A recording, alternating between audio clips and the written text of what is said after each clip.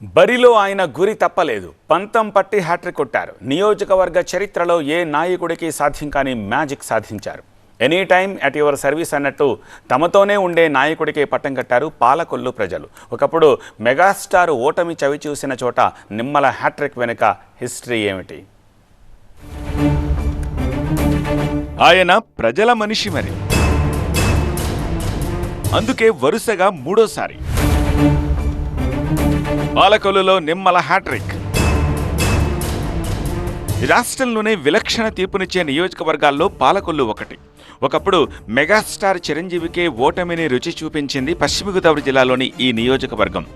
అలాంటి విలక్షణ తీర్పునిచ్చే ఓటర్ల మనస్సులో చెరగని ముద్ర వేసుకున్నారు నిమ్మల రామానాయుడు. కూటమి వేవులో గెలవడం కాదు, గత ఎన్నికల్లో ఫ్యాన్ హవాలోనూ గెలిచిన ఘనత అయింది. ఆంధ్ర యూనివర్సిటీ నుంచి పోస్ట్ గ్రాడ్యుయేషన్తో పీహెచ్డీ చేసిన రామానాయుడు విద్యార్థి నాయకుడిగా అనేక పోరాటాలు చేశారు. ఆ తర్వాత రాజకీయాల్లోకొచ్చి తనదైన ముద్ర వేస్తున్నారు.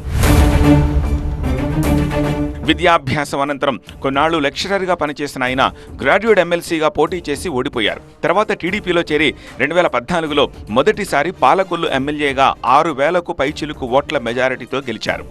2019లో వైసీపీ వేవ్లో కూడా 18,000కు పైగా మెజారిటీతో గెలిచారు నిమ్మల. ప్రతిపక్ష ఎమ్మెల్యేగా అధికార పక్షంతో పోరాటంలో ముందుండి గత 5 ఏళ్లుగా అధికార పార్టీని ఇరకాటంలో పెట్టారు. ప్రజల తరపున పోరాటాలు చేసి పాలకొల్లులో మరింత బలపడ్డారు రామానాయుడు. సైకిల్పై తిరుగుతూ పేపర్లు వేయడం, పారిశుద్ధ్య కార్మికులతో కలిసి చెత్తనెత్తడం, ఇలా ఒకటేంటి నేను మీ వాడినంటూ నిత్యం జనంలోనే ఉంటారు నిమ్మల.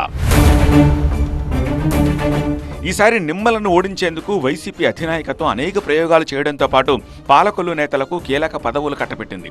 అయినా నిమ్మల 67,945 ఓట్ల మెజారిటీతో ముచ్చటగా మూడోసారి గెలిచారు. 5 ఏళ్ల అధికారంలో లేకపోయినా ప్రజల్లోనే ఉంటూ వారికి భరోసా కల్పించారు నిమ్మల. తమలో ఒకడిగా కలిసిపోయే నిమ్మలపై పాలకొల్లు ప్రజల్లో ఉన్న సానుకూలత ఆయనకు మరోసారి ఘన విజయాన్ని కట్టబెట్టింది. అవరోధాలు వచ్చినా అన్నా క్యాంటీన్ నడిపించారు. తండ్రి ధర్మారావు ఫౌండేషన్తో పేదలకు నెల నెలా పింఛన్లు, బియ్యం పంపిణీ. 2014లో గెలిచాక నియోజకవర్గంలో చేపట్టిన అభివృద్ధి పనులతోనే పాలకొల్లు ప్రజలు నిమ్మలకు మూడవసారి పట్టం కట్టారని చెప్తున్నారు.